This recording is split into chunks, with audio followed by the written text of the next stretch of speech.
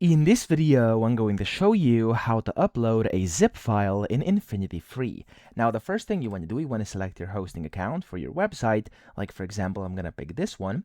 And then from here, you want to go into File Manager over here on the right, the orange one. And inside your File Manager, you'll be able to then upload your zip files. So here, I'm going to go into htdocs. This is where you will be uploading most of your files. And you want to click on Upload up top and then select Zip and Extract. Then you have to choose the file and you want to click on your zip file. So I have a zip folder over here, which I just exported for this example. I'm going to click on Open, and there we go. It's going to then extract. You could go and select to which folder you want to extract if you want to, then click on Upload and Extract. It's going to take a few seconds, and there we go. As you can see, I've successfully basically imported my folder, my zip folder in here, and I can go ahead and, of course, put things out of it. I could go and like remove it, move it around, etc. So that's how to do it. I hope this video helped you out. If it did, please subscribe to the channel and help me out as well.